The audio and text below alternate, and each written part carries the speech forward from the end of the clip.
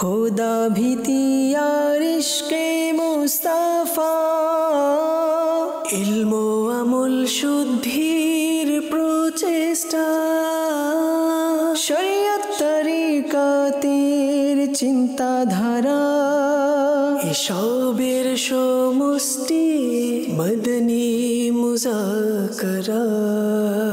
আলহামদুলিল্লাহি রাব্বিল আলামিন ওয়াসসালাতু ওয়াসসালামু আলা খাতামিন নাবিয়্যিন আম্মা বা'দ ফাআউযু বিল্লাহি মিনাশ শাইতানির রাজীম বিসমিল্লাহির রহমানির রহিম আসসালাতু ওয়াসসালামু আলাইকা ইয়া রাসূলুল্লাহ ওয়া আলা আলিকা ওয়া আসহাবিকা ইয়া হাবিবাল্লাহ।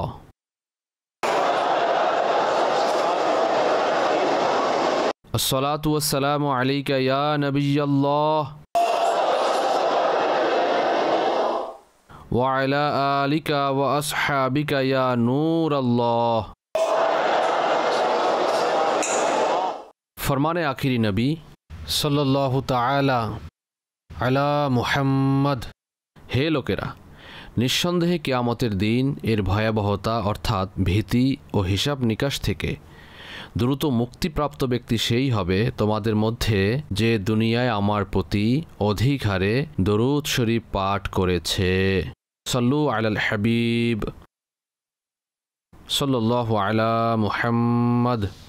আপনারা প্রশ্ন করুন, প্রত্যেক প্রশ্নের উত্তর সঠিক অর্থাৎ নির্ভুলভাবে দিতে পারবো এটা আবশ্যক নয়। আটকে গেলে সমাধান করার চেষ্টা করা হবে।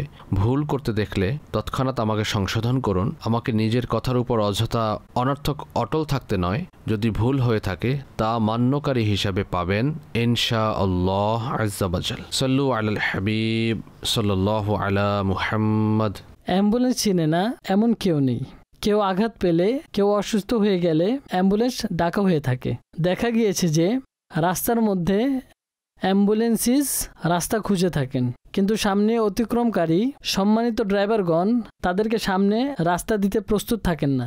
প্রিয় আমির আলে সুন্নাত, এটা বলে দিন যে এমন অবস্থায় আমাদের কি করা উচিত? মানুষের কষ্ট তো সবারই বোঝা উচিত, পেরেশানগ্রস্তদের, রোগীদের। তো অ্যাম্বুলেন্স যদি সাইড চায় আর যদি আপনার দ্বারা সম্ভব হয় তবে সাইড দিয়ে দিন। অন্যথায় কি হয়, অনেক সময় সামনেও ট্রাফিক জ্যাম থাকে, রোড ক্লিয়ার থাকে না। আর দ্বিতীয়ত এক্ষেত্রে হয়তো অ্যাম্বুলেন্স ড্রাইভারদের এই দোষও দেখা যায়। সাধারণত যখন রোগী আছে তখন দ্রুত যাওয়া প্রয়োজন, কখনো তারা রোগী নিতে যায় তখনও দ্রুত যাওয়া দরকার হয়, রাস্তা ফাঁকা থাকা দরকার। কখনো তৃতীয় পজিশনও এমন হয় যে না রোগী আছে আর না রোগী আনতে যাচ্ছে, সে এমনিতেই যাচ্ছে, তখনও তাদের ওই যে অ্যাম্বুলেন্সের হর্ন শুনিয়ে দ্রুত যাওয়ার চেষ্টা করে। ড্রাইভারদের তো এটা জানা আছে, যখন সাধারণরা আমরা জানি তাহলে ড্রাইভাররা কেন জানবে না? এজন্য তারা ভাবে যে অ্যাম্বুলেন্স অযথা সেই হর্ন বাজাচ্ছে, তো দাঁড়িয়ে থাকুক। মূলত এমন করা উচিত নয়। অ্যাম্বুলেন্স ড্রাইভারদেরও এমন করা উচিত নয়। যখন খালি থাকবে তখন স্বাভাবিক নিয়মে ট্রাফিকের যেসব নিয়ম রয়েছে সেই হিসাবেই তারা চলতে থাকবে এবং তাড়াহুড়ো করবে না, ধোঁকা দিবে না। এবং অন্যান্য ট্রাফিক পুলিশরা যারা এগুলো বুঝে তাদের উচিত হচ্ছে অ্যাম্বুলেন্স যদি রাস্তা চায় তাহলে 3টি পজিশন বলেছিলাম। প্রথমত গাড়ির মধ্যে রোগী থাকলে, আরেকটি হচ্ছে তারা রোগী আনতে যাচ্ছে। এই দুটি অবস্থা হচ্ছে ইমার্জেন্সি। আপনি তো জানেন না কোন অবস্থায় আছে, এই দুটি নাকি তৃতীয়টি। শুধু সে দ্রুত যেতে চায়, এজন্য এমনিতে বেশি ভোট পাওয়া গেলে প্রার্থী জয়লাভ করে। এজন্য আখিরাতের মঙ্গল এতেই, যেহেতু আপনি জানেন না রোগী আছে নাকি নেই, তারা তো পেছনে থাকে, এজন্য তাদেরকে সাইড দিয়ে দেওয়া উচিত। যদিও সে ধোঁকা দিয়ে থাকে বা অযথা সামনে যেতে চায়, তখনও আপনি ভালো নিয়তের সওয়াব পেয়ে যাবেন। যেহেতু আপনি রোগীকে সহমর্মিতা দেখিয়েছেন, হয়তো রোগী আছে বা রোগীকে আনতে যাচ্ছে, উভয় অবস্থায় তো সহমর্মিতা পাওয়া গেছে রোগীর সাথে। এজন্য তাদেরকে সাইড দিয়ে দেওয়া উচিত। এবং অ্যাম্বুলেন্স কর্তৃপক্ষ বা এমন যারাই আমার কথা শুনছেন, তো অনুগ্রহপূর্বক আপনাদের ড্রাইভারদেরকে এই নির্দেশনা দিন যখন তাদের অ্যাম্বুলেন্সে কোনো এমার্জেন্সি অবস্থা থাকবে না তখন তারা মেহরবানি করে অন্যান্য গাড়ির মতো নির্দিষ্ট নিয়মে চালাবে। অযথা হর্ন বাজিয়ে রাস্তা ক্লিয়ার করবেন না, যাতে এমার্জেন্সির সময় আপনারা রাস্তা ক্লিয়ার করতে পারেন। না হয় পরবর্তীতে এমন অবস্থার সৃষ্টি হয়ে থাকে যেমনটি একবার এক রাখাল ছাগল চড়াতো। একবার সে দুষ্টুমি করে টিলার উপরে উঠে আওয়াজ দিতে থাকলো যে বাঘ এসেছে, বাঘ এসেছে, বাঘ অর্থাৎ টাইগার, বাঘ এসেছে, বাঘ এসেছে, ছাগল খেয়ে ফেলবে, জলদি এসো, সাহায্য করো। তো সেই গ্রাম তো পাশেই ছিল, কাজেই গ্রামের লোকেরা যে যা পারে লাঠি ছোড়া নিয়ে ইত্যাদি যা আছে তা নিয়ে চলে আসলো বাঘকে প্রতিহত করার জন্য, যেহেতু তাদের ছাগল খেয়ে ফেলবে। কিন্তু রাখাল টিলার উপর দাঁড়িয়ে হাসছিল, হা হা আমি তো মজা করছিলাম। তখন লোকেরা ফিরে চলে গেল, রাখালকে ভালো মন্দ বলে অযথা আমাদেরকে হয়রান করেছে। এখন পরবর্তীতে বাস্তবেই বাঘ এসে যায়। এখন সে ভয় পেল, বাঘ আমাকে খেয়ে নিবে। সে আবার টিলায় উঠল এবং চিৎকার করতে থাকলো যে আমাকে সাহায্য করো, প্লিজ হেল্প, বাঘ এসে গেছে, বাঘ এসে গেছে, দৌড়াও, বাঁচাও, বাঁচাও। তখন লোকেরা বুঝতে পারল যে সে দুষ্ট ছেলে, ওই দিনের মতো আজকেও মজা করছে হয়তো, তাই কেউ আসলো না। ফলে বাঘ ছাগলের সাথে যা করার করে নিল, চলে গেল, সবার ক্ষতি হলো। তো এভাবে মূলত যারা ধোঁকা দেয় তারা পরিশেষে ক্ষতির সম্মুখীন হয়, নিজেরও ক্ষতি করে, অপরেরও ক্ষতি করে, নিজেও ডুবে, আরেকজনকে নিয়ে ডুবে। এজন্য ধোঁকাবাজি করা উচিত নয়, মিথ্যা বলা উচিত নয়, কারণ এতে ক্ষতিই রয়েছে, কোনো লাভ নেই।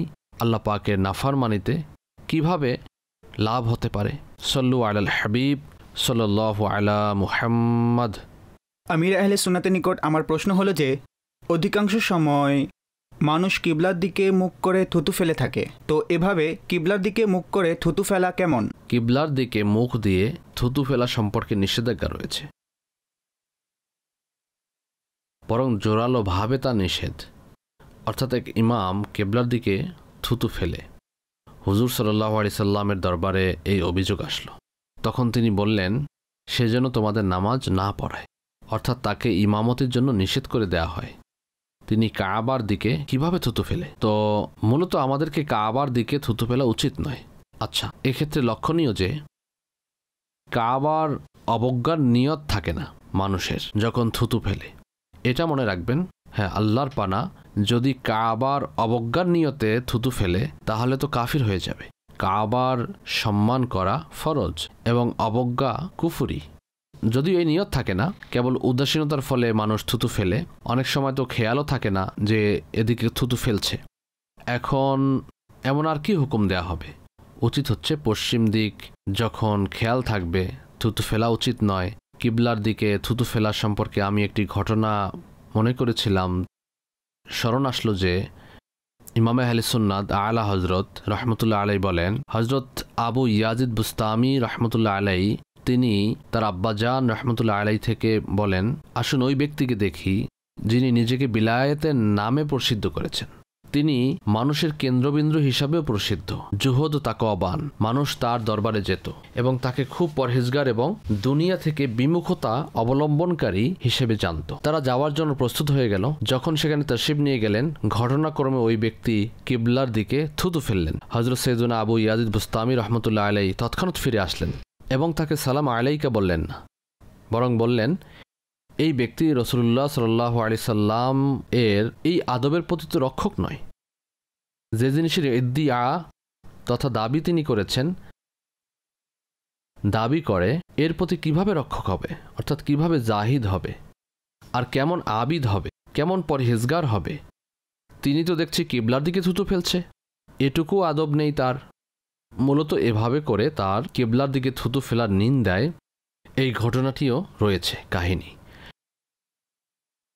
এবং অন্য বর্ণনাতে আছে, ইরশাদ করেন বাইজিদ বুস্তামি রহমতুল্লাহ আলাই, এই ব্যক্তি শরীয়তের একটি আদবের প্রতি তো আমিন রইল না, আসরারে ইলাহিয়া অর্থাৎ আল্লাহ পাকের রহস্যের ব্যাপারে কিভাবে আমিন থাকবে। আমিন অর্থাৎ আমানতদার। এভাবে প্রসাব ইত্যাদিও কাবার দিকে মুখ করে করা উচিত নয়, না পিঠ দিয়ে করা উচিত। এই দুটি অবস্থা হারাম। মুখ করাকে বলা হয় ইস্তিকবালে কিবলা, পিঠ করাকে বলা হয় ইস্তিদবারে কিবলা।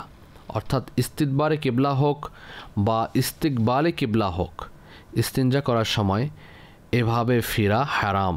আচ্ছা, আপনারা তো শুনলেন, মূলত যারা সচেতন মানুষ আছেন তারা কিছুটা ফিরে বসে সেখানে, তারা ভাবে কাবার দিকে হয়নি। সর্বদা এটা খেয়াল রাখবেন যে 45 ডিগ্রির মধ্যে অ্যাঙ্গেলে 45 ডিগ্রির ভিতর যদি মুখ করতে, চেহারা করতে বা পিঠ দিতে দেখা যায়, তাহলে এটাও ইস্তিদবার ও ইস্তিকবালে কিবলা হয়ে গেল। এজন্য আপনি করলেও 45 ডিগ্রি থেকে বেশি ঘুরে যান। আপনারা তো শুনলেন কিবলা থেকে। এবং উত্তম হচ্ছে এই যে, বোঝার সুবিধার্থে বলছি, এভাবে আমরা সালাম ফিরাই, তখন এটা 90 ডিগ্রি হয়ে যায়। তো এভাবে আমরা সালাম ফিরাই, সেভাবে পিঠ থাকুক বা মুখ, কাবার দিক থেকে মুখ সরাতে সমস্যা হবে না। 45 ডিগ্রির বাইরে সামান্য রাখলেও অনেক সময় মানুষ এভাবে হয় বা এভাবে বাঁকা হয়, তখন মূলত কাবার দিকে মুখ বা পিঠ হওয়ার সম্ভাবনা থাকবে। সুতরাং নিজের ঘরগুলো চেক করে নিন এবং সম্ভাব্য অবস্থায় এর সমাধান করুন। অনেক মানুষ জানে যে কাবার দিকে মুখ করা উচিত নয়, কিন্তু তারা মনে করে পিঠ দেওয়াতে কোনো সমস্যা নেই। তো তাদের ঘরের যে ওয়াশরুম আছে, কোনো ডব্লিউসি বা কমোড কিবলার দিকে পিঠ দেওয়া থাকে, এটাও উচিত নয়। এটা সমাধান করিয়ে সওয়াব অর্জন করুন। এখন আপনি যদি ভাড়া ঘরে থাকেন, তাহলে বাড়ির মালিককে সুযোগ মতো তাকে মাসআলা বুঝিয়ে আপনি এর সমাধান করার চেষ্টা করুন। না হয় আপনি কতক্ষণ পর্যন্ত গুনাহ করতে থাকবেন। এভাবে যদি কিবলার দিকে মুখ বা পিঠ দিতে থাকেন, স্পষ্ট যে ইচ্ছাকৃত জেনে বুঝে যারা এমন করবে, গুনাহ তো হবেই, যদি না এমন কোনো সঠিক ওজন না থাকে। আল্লাহ পাকের প্রিয় আখিরি নবী সাল্লাল্লাহু আলাইহি ওয়াসাল্লাম ইরশাদ করেন, যে কিবলার দিকে থুতু ফেলল, সে কিয়ামতের দিন এমন অবস্থায় উঠবে যে তার থুতু তার দু চোখের মাঝখানে অর্থাৎ কপালে থাকবে। থুতু ফেলা সম্পর্কে আপনি যে আলোচনা করেছেন, তো দেখা যায় যে নির্দিষ্ট কিছু দেশেই এই নিয়মটি দেখা যায় যে স্বাভাবিকভাবে রাস্তার মধ্যে, সিঁড়ির মধ্যে মানুষ থুতু ফেলে থাকে। জেনারেলি যদি দেখা হয়, তাহলে পৃথিবীতে সব জায়গায় এমনটি হয় না। তো কী পার্থক্য রয়েছে? এতে বলে দিবেন যে সাধারণভাবে রাস্তায় ইত্যাদিতে যে থুতু ফেলা হয়, তাহলে এটাও স্বাভাবিকভাবে কিবলার দিক হোক বা না হোক, এই ব্যাপারে আপনি কি পছন্দ করবেন বলে দিন। মাশাআল্লাহ। এক্ষেত্রে দেখুন, রাস্তা ও গলিতে থুতু ফেলা এটা আইনগতভাবে অপরাধ। প্রত্যেক স্থানে পরিষ্কার পরিচ্ছন্নতার আইন নিশ্চয়ই আছে, কিন্তু আইনের প্রতি আনুগত্য কারা করবে, করাবে কারা, এটা দেখার বিষয়। অবশ্য পরিচ্ছন্নতা ইসলামে খুবই পছন্দনীয়। পরিষ্কার রাখা এটা সুন্নত প্রমাণিত। থুতুর কারণে অনেক সময় তো এমন রোগ সৃষ্টি হয়, রোগী থাকে যারা থুতু ফেলে, উদাহরণস্বরূপ যার টিবি হয়েছে। আমি ডাক্তারি গবেষণার কথা বলছি, যেমন করোনার সময় তখনও সমস্যা হয়েছিল। টিবি রোগ এটা মূলত ফরএভার টাইপের রোগ।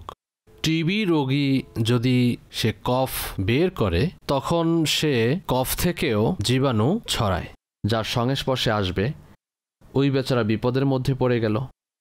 এভাবে আরও কিছু রোগ এমন হবে যা মূলত মানুষের থুতু থেকে ছড়িয়ে থাকে। এবং প্রাকৃতিকভাবেও মানুষের ঘৃণা চলে আসে। আমাদের এখানে তো সাধারণত জানালা দিয়ে, বারান্দা দিয়ে আকথু করে থাকে। সেদিকে কেউ গেল, ওই গরিবের গায়ে পড়ল, ওই বেচারার গায়ে পড়ল, সে তো উপরের দিকে দেখবে কে ফেলেছে। আপনি লুকিয়ে গেলেন, কিন্তু আপনি এমন স্থানে লুকাচ্ছেন যা আল্লাহ দেখতে পারেন না। মূলত এটা সম্ভব নয়। আল্লাহ পাক তো আমাদেরকে দেখছেন আমরা কি করছি তার সাথে।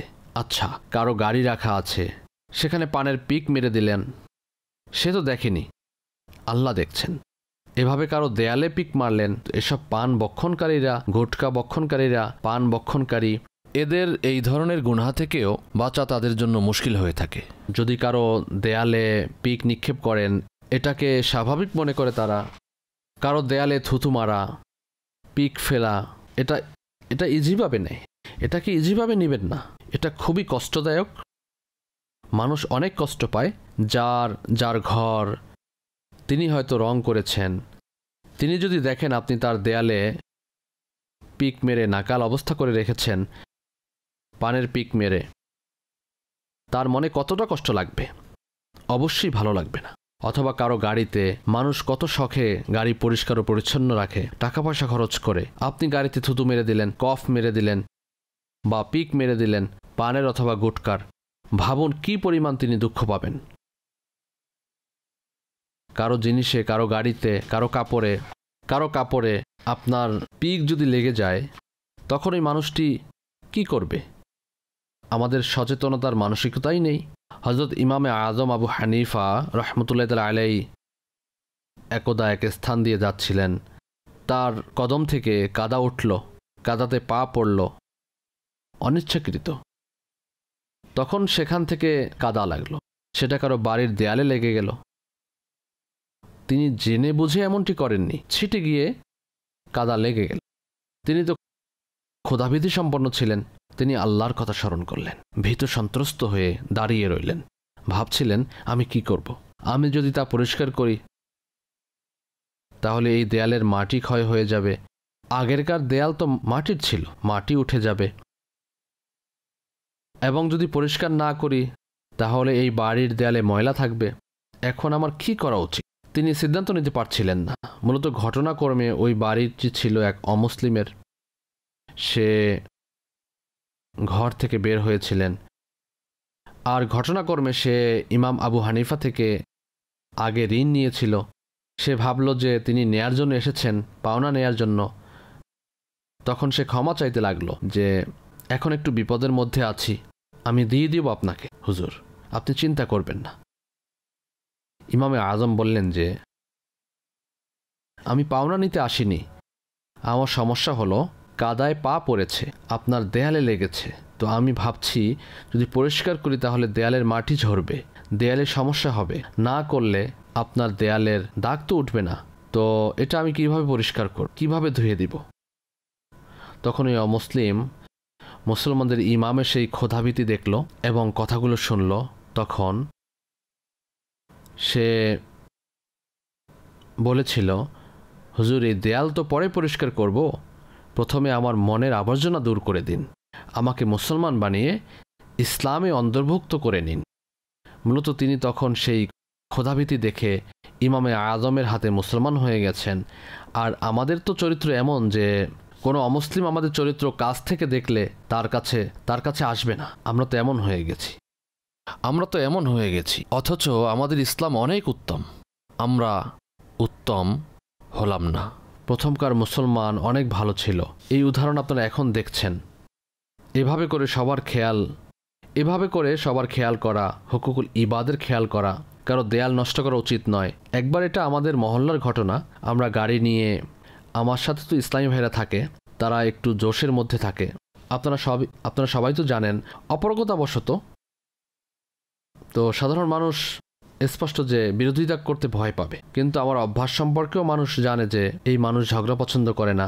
এবং আলহামদুলিল্লাহ দেখুন, আর আমার সাথে যারা থাকে তারা মারামারি করার জন্য নয়, শুধুমাত্র প্রতিরোধের জন্য। আমরা একটা গলি থেকে বের হচ্ছিলাম, তো একটি গাড়ির সাথে আমাদের গাড়ি একটু লেগে গেল। গাড়িটি আগে রাখা ছিল, এখন সে ভুল জায়গায় রেখেছিল নাকি রাখেনি, এই তর্কাতর্কি করার পরিবর্তে আমি তখন হাজী রেজা আমার সাথে ছিল, হাজী রেজাকে পাঠালাম। আমি বললাম গাড়ির মালিককে নিয়ে আসুন, আমাদের গাড়ির কারণে তার গাড়িতে স্কেচ হয়েছে। অথচ গাড়িওয়ালা জানে না, আল্লাহ তো দেখছেন যে এখানে ক্ষতি আমাদের কারণেই হয়েছে। তাই এখন গিয়ে এর মীমাংসা করা উচিত। যত টাকা চায় ঠিক করার জন্য, যা কিছু লাগে আপনি ঠিক করুন। তো হাজী রেজা চলে গেলেন, মালিককে খুঁজে নিলেন। ঘটনাক্রমে মালিক আমাদের মহব্বতকারী ছিলেন এবং তিনি অনেক খুশি হয়েছিলেন আমাদের এই আচরণ ও পদক্ষেপ দেখে। খুবই সুন্দরভাবে না করলো, না না না কোনো সমস্যা নেই, মনও প্রশান্ত হলো। না হয় মনে কেমন যেন অস্থিরতা কাজ করে যে আহা তার ক্ষতি করে ফেললাম। আমরা ভাবি যে আমাদের কাছে এটা আছে, আমাদের কেউ কিছু করতে পারবে না। আল্লাহর গজবের এক ছটাক পড়লে মাটিতে ধসে যায়। আমাদের কোনোভাবেই কোনো বিন্দু মাত্র ক্ষমতা নেই। আমাদেরকে সর্বদা আল্লাহকে ভয় করা উচিত, এবং যখনই এমন ভুল হবে তখন ছোট বাপের হওয়া উচিত। এটা একটা কথার কথা, ছোট থাকুন, বড় বাপ দেখানো যাবে না। আমার কেউ কিছু করতে পারবে না, আমি কারো বাপকেও ভয় করি না। কেন ভয় করবে না? যখন মালাকুল মউত আসবে তখন বুঝতে পারবে বাপকে, কে কাকে ভয় পায় না। আল্লাহ পাক সালামতি দান করুন। আমরা এমন অবস্থায় দুনিয়া থেকে যাই যেন আমাদের উপর কারো কোনো বান্দার হক বাকি না থাকে। না হয় কিয়ামতের দিন অনেক সমস্যা হবে, নেকি দিয়ে দিতে হবে, নিজের নেকি না থাকলে তার গুনাহ মাথায় নিতে হবে, এবং এভাবে হাজি নামাজি হওয়ার পরও জাহান্নামের দিকে যেতে হবে। আল্লাহ পাক সালামতি দান করুন। তো এভাবে পথে ঘাটে থুতু ফেলা, এখানেও সতর্কতা অবলম্বন করা চাই। এটা আইনগত অপরাধ এবং তা থেকে জীবাণু ছড়ায়। ভদ্রলোকেরা এমন করে না, বাইরের দেশে কঠোর নিষিদ্ধ। আমাকে এক ইসলামী ভাই বলেছিলেন, আমি বাইরের দেশে ছিলাম, কোনো দেশে, ইসলামী রাজ্যে, ইসলামিক কান্ট্রি, তো সেখানে আইন অনুযায়ী চলে। তো তখন এক ব্যক্তি থুতু ফেলল রাস্তার মধ্যে, পুলিশটা দেখে ফেলে। পুলিশ তৎক্ষণাৎ তাকে জেরা করে এবং 50 দিরহাম, সেখানকার কারেন্সি, এটা তখন তার কাছে ডিমান্ড করে, তার জরিমানা, আর্থিক জরিমানা। আমাদের মাঝহাবে যদিও নিষিদ্ধ, জায়েজ নেই, কিন্তু অন্যান্য মাঝহাব মতে এটা জায়েজ রয়েছে অনেকের মতে। তো এখন বিষয় হচ্ছে সেখানে না কেউ থুতু ফেলতে পারে, জেব্রা ক্রসিং বসানো আছে, জেব্রা ক্রসিং ক্রস করেননি আপনি, রোডের অন্য দিক দিয়ে ক্রস করলে পুলিশ আসলো, জরিমানা। গাড়ি রং সাইডে ভুল জায়গায় আপনি পার্কিং করেছেন এবং আপনি দাঁড়িয়ে আছেন, আপনি থাকুন দাঁড়িয়ে, কিন্তু পুলিশ আপনাকে কিছু বলবে না, সালাম করবে, এটা দেখেও সালাম করবে, স্লিপ লিখবে, আপনাকে কিছু বলবে না, আপনার গাড়ির উপর রেখে দিবে সেই স্লিপ। এখন সেখানে এমন নয় যে মানুষ চাইলেই তো পালিয়ে যেতে পারে, না, পারে না। কখনো লাইসেন্স রিনিউ করতে, যে কোনো কিছু করতে সে যাবে, এবং যখন লেখা দেখবে তখন ধরে নিবে। ক্যামেরা লাগানো আছে, ক্যামেরা থাকে, যতই চালাকি করুন ক্যামেরা আপনাকে ধরিয়ে দিবে। মানুষ যেখানে চালাকি করে, তো আমি দেখলাম যে অনেকের মোবাইল থাকে, তারা কিছু স্থানে ঝোপঝাড়ে লুকিয়ে থাকে। মানুষ ভাবে যে ক্যামেরা তো লাগানো নেই, তারা গাড়ির স্পিড বাড়িয়ে দেয়, তখন হাতে নাতে ধরা খায়, এভাবেই করে থাকে। তো এক্ষেত্রে মূলত আখিরাতের কথা মনে পড়ে গেল, কারণ দুনিয়াতেও এমন টেকনোলজি আছে যে যা মূলত অপরাধীকে ধরে ফেলে। আল্লাহ পাক সব কিছু দেখছেন, তো আখিরাতে কিভাবে বাঁচতে পারবো আমরা? কার জ্ঞান বিজ্ঞান কাজে আসবে? দুনিয়াতে যখন দিতে পারছেন না, নাম ফাঁসিয়ে দেয়, চালাকি, আখিরাত। এখন সত্যি বলতে আল্লাহর দরবারে ঝুঁকা ছাড়া কিছুই করার নেই। তিনি আমাদের রব, এজন্য আমরা ঝুঁকব এবং তাকে ভয় করব, তার ভয়। হুজুর, এই বিষয়েও নির্দেশনা দিন যে রাস্তা ইত্যাদিতে পানি জমে যায়, পানি আটকে যায়, এবং বৃষ্টি চলাকালীন অবস্থায়ও মানুষ গাড়ি নিয়ে বের হয়, বাইক নিয়েও বের হয়। তো তাদের মধ্যেও এই আকাঙ্ক্ষা থাকে যে তারা দ্রুত বেগে চলতে থাকে, আর কাদা কিংবা পানি ছিটিয়ে বা উড়াতে থাকবে। তো এটা মজার বশীভূত হয়ে এমন নয় যে কোথাও বাধ্য হয়ে এমনটা করেছেন কিংবা আবশ্যকীয়ভাবে এমন করতে হয়েছে, বরং এমন হয়েছে যে কোনো নির্দিষ্ট কারণে আনন্দ চিত্তে তারা এই কাজগুলো করে ফেলেন। আর কারো জবাব তো এমন হয়ে থাকে যে যারা আগে থেকে বাহিরে বের হয়েছেন আর বৃষ্টিতে ভিজেছেন, তো এই পানি গেলে তাদের কি হবে? এতে কাদা রয়েছে, অন্যান্য সাধারণ পানি যাতে ভিজে গেছেন। তো এর মধ্যে অনেক পার্থক্য আছে। আপনি এই বিষয়ে কি ইরশাদ করবেন? প্রথম কথা হচ্ছে, মুসলমানের মানুষকে কখনো কষ্ট দেওয়া উচিত নয়, না গাড়ি দ্বারা, না নিজের পা দ্বারা। পা জোরে জোরে ফেলে, অনেক অসাধু টাইপের থাকে, ছোট ছোট দুষ্ট বাচ্চারা লাফালাফি করে, পাশে মানুষ যাচ্ছে আর পানিও উঠছে, তখন মেজাজ খুব খারাপ হয়ে যায়। রাস্তার যেসব আবদ্ধ পানি, তা যতক্ষণ নিশ্চিতভাবে জানা না যায়, নাপাক বলতে পারবো না, যদিও তার রং কালো বা যে রঙেরই হোক না কেন, কয়লাও তো কালো হয়, তাই বলে কি কয়লা নাপাক? আপনার মাথার চুলও কালো, এটা কি নাপাক? তো কথা হচ্ছে, পানি যদিও নাপাক হওয়ার ব্যাপারে জানা নেই, কিন্তু এই পানি যখন কারো গায়ে পড়বে মনের মধ্যে একটু ঘৃণার উদ্বেগ তো হবেই, অপছন্দ লাগবেই। সুতরাং মূল বিষয় হচ্ছে, পরিষ্কার পানিও যদি আপনি একেবারে পরিষ্কার পরিচ্ছন্ন পানি, নলের খাওয়ার পানি আপনি কারো মুখে মারেন, খারাপ তো লাগবেই, তার ঝগড়া লেগে যাবে এমনটা করলে, তাই না? একজন মুসলমানকে কষ্ট দেওয়ার কারণে গুনাহও হবে। কাজে এভাবে করে বাইক চালালে, গাড়ি চালালে, যাই করুন না কেন, নিজের প্রতিও খেয়াল রাখতে হবে এবং অন্যের প্রতিও খেয়াল রাখতে হবে। আপনি যদি কারো উপকার করতে নাও পারেন, কখনো কাউকে কষ্ট দেয়া যাবে না। সল্লু আলাল হাবিব সাল্লাল্লাহু আলা মুহাম্মদ। যেই লোকজন হোয়াটসঅ্যাপ ব্যবহার করেন তারা নিজেদের ডিসপ্লেতে নিজেদের ছবি লাগিয়ে থাকেন বা অন্য কোনো ছবি লাগিয়ে থাকেন। আপনার নিকট আরজ হলো যে ডিসপ্লেতে নিজের ছবি হোক বা অন্য কোনো ছবি, প্রিয় মুর্শিদ, আপনি আপনার ডিসপ্লেতে কিসের ছবি লাগিয়েছেন? যদি উত্তম মনে হয় তাহলে আমাদেরকেও দেখান। আমার ডিপি কোনটা? আমি নাম্বার ডায়াল করতে পারি না, তারা লিস্ট বানিয়ে দিয়েছে ইসলামী ভাইয়েরা, সেখানেই আমি ক্লিক করলে চলে আসে। সেখানে আমি নিজের ছবি লাগাইনি, আমি কখনো কোনো মাদানী ফুল ইত্যাদি লাগিয়ে নেই। যেগুলো রয়েছে আমি লাগাতে পারি না। আবার অনেকের তাদের ছবি লাগায়, সেটাও কিন্তু খারাপ নয়, কারণ ছবি লাগানো গুনাহের কাজ নয়। কেননা একটি হচ্ছে হাতে আঁকা অথবা ক্যামেরার ছবি, যা মূলত ছবির মধ্যে কপি থাকে, এটা তো জায়েজ নেই। প্রিন্ট করা থাকে, এটা তো জায়েজ নেই। কিন্তু এটা বাস্তব সাদৃশ্য ছবি, ডিজিটাল ফটো, আয়নায় দেখলেও আমাদের প্রতিচ্ছবি দেখা যায়। আপনি যদি ক্যামেরায় দেখেন, মাদানী চ্যানেলে দেখেন, তখন ছবি দেখা গেল, কিন্তু সেটা আবার উধাও হয়ে যায়। হ্যাঁ, এক্ষেত্রে আপনি যদি কোনো প্রিন্ট আউট করেন, অর্থাৎ কাগজে ছাপিয়ে বের করেন, তাহলে এটা নাজায়েজ। তো এভাবে যে ছবি রাখা হয়, একে আমি গুনাহগার বলছি না। অবশ্য বিনা প্রয়োজনে ছবি ডিজিটালও না বানানো উত্তম। মুস্তাহাব হচ্ছে না বানানো, অর্থাৎ আওলা বা উত্তম। কারণ ওলামাগণের একটি পক্ষ এটিকে তারা হারাম বলেছেন, কিছু ওলামা ইকরামগণ জায়েজ বলে থাকেন। তো যখনই ওলামাদের কথা বলবো, তো মুত্তাকি ওলামা, আশিকে রসুল ওলামা, সুন্নি ওলামাদের কথা বলছি। তো এদের মধ্যে মতভেদ আছে এ ব্যাপারে। সুতরাং বিতর্কিত বিষয় থেকে বিরত থাকা উত্তম। করলে সমস্যা নেই। আপনি যদি এক্ষেত্রে আমল করেন, আমরা এই মাদানী চ্যানেল চালাচ্ছি, যা কিছু করছি, এক্ষেত্রে আমরা ওইসব ওলামাদের ফলো করছি যাদের ফতোয়া জায়েজের পক্ষে।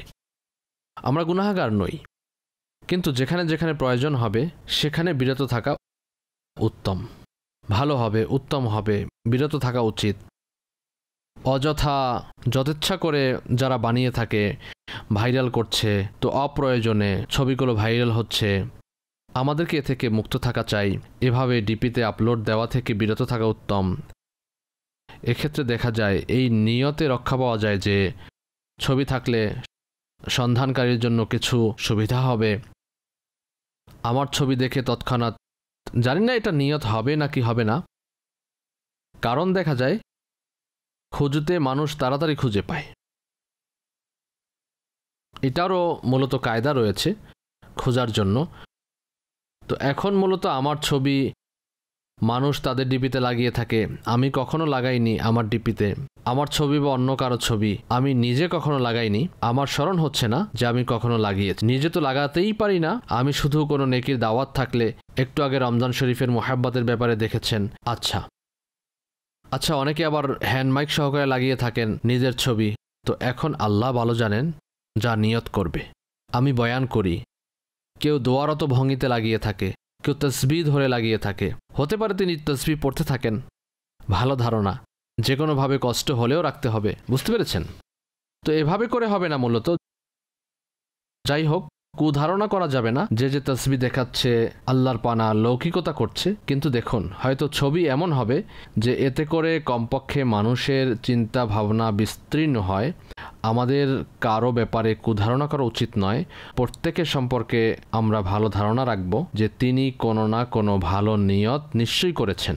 ছবি না লাগালে আরও ভালো, কারণ এটাও সবচেয়ে উত্তম। কেউ নেকির দাওয়াত দিল আর নেকির দাওয়াত পরিবর্তন করতে থাকবে, কিছু না কিছু কোনো হাদিসে পাক সংক্ষিপ্ত শব্দের কিছু লাগিয়ে দিন, 2-4 দিন পর আরেকটা লাগিয়ে দিন, আবার অন্যটা লাগিয়ে দিন, এভাবে এই নিয়ত করুন যে আমি নেকির দাওয়াত দিচ্ছি। এটাও ভালো কাজ। যেভাবে আপনি উৎসাহ দিয়েছিলেন রমজানের স্মরণে, তো এটাও রমজানের স্মরণ নাকি? জি, মাশাআল্লাহ। রমজানের স্মরণে আমিও এমন একটা লাগিয়েছি, অথবা আমি ভুলে গেছি যে আমারও লাগানো আছে। এটা পুরাতন হয়ে গেছে, নতুন হলে হয়তো মনে পড়ে যেত। এটাও তো সেই তসবিহ সহকারে জায়েজ তো আছে। আচ্ছা, আমার ছবি যারা লাগায় তারা আল্লাহর ওয়াস্তে বারাকাতের নিয়তে লাগাবেন না। কারো প্রতি মুহাব্বত থাকলে তার ছবি লাগাতে বারাকাতের নিয়ত করবেন না। যখন ছবিটা উত্তমের বিপরীত, অনেকের মতে তো হারাম, এক্ষেত্রে তো বারাকাতের চিন্তাও করা যাবে না। ছবি তো ছবি। আগে যখন পূজা অর্চনায়, এখনও ছবি ব্যবহার হয় পূজা অর্চনায়, যে অমুসলিমরা এখনও ছবিও পূজা করে থাকে এবং সম্মানের সাথে রাখে। ছবি আগে জায়েজ ছিল। অনেক আম্বিয়া কেরামের ছবি তাবুতে সাকিনাতে রাখা ছিল। এটা প্রাচীন ইতিহাস। এই তাবুতে সাকিনাটি তো সেখানে রাখা আছে। পরবর্তীতে দেখা যায় যুগের আহকামের মধ্যে পরিবর্তনের কারণে যখন আল্লাহ পাক চান তখন হুকুমের মধ্যে পরিবর্তন আনেন, এবং আল্লাহ পাক তো সব জানেন।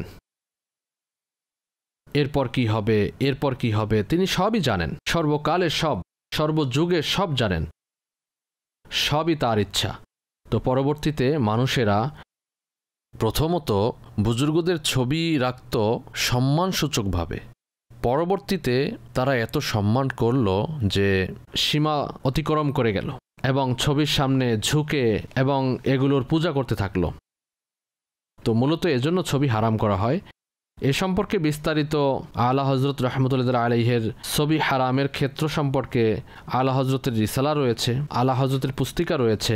এখন আমি যা আরজ করেছি এ ধরনের বিষয় সেখানে আছে। পরবর্তীতে মানুষ তার পূজা করা শুরু করলে নিষেধ করা হয়।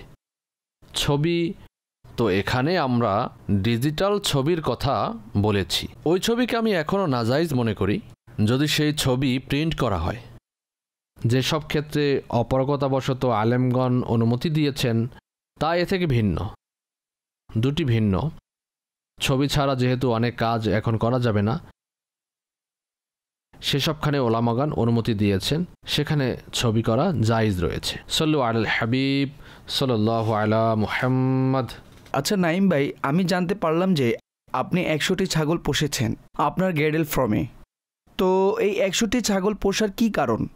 101টি নয় এবং 99টিও নয়, 100 ছাগল, এটার পিছনে কি রহস্য? মূলত এটা হলো যে মাশাআল্লাহ এই কাজ শুরু করার পর থেকেই এই ছাগলগুলো আমাদের নিকট রয়েছে। আমাদের এক বড় ভাই কোনো এক আলিম সাহেব থেকে শুনেছেন যে 100টি ছাগল পুষবে সে কখনো দরিদ্র হবে না, সে কখনো পেরেশান হবে না। এটা আমাদের নবী সাল্লাল্লাহু আলাইহি সাল্লামের সুন্নাত। যখন থেকে আপনি পোষা শুরু করেছেন তখন 2-1টি দিয়ে শুরু করেছেন নাকি ডাইরেক্ট 100টি ছাগল? না, আমাদের মাশাআল্লাহ প্রায় 20 বছর হয়ে গিয়েছে। শুরু করেছিলাম 13-14 দিয়ে, সেগুলো বেড়েছে। এখন আমরা সেগুলোকে 3-4 বছর যাবত মাশাআল্লাহ আমাদের কোয়ান্টিটি পূরণ হয়ে গিয়েছে। খোদা ভীতি আর ইশকে মুস্তাফা, ইলম ও আমল শুদ্ধির প্রচেষ্টা, শরীয়ত তরিকাতের চিন্তাধারা, এসবের সমষ্টি মদনী মুজাকরা।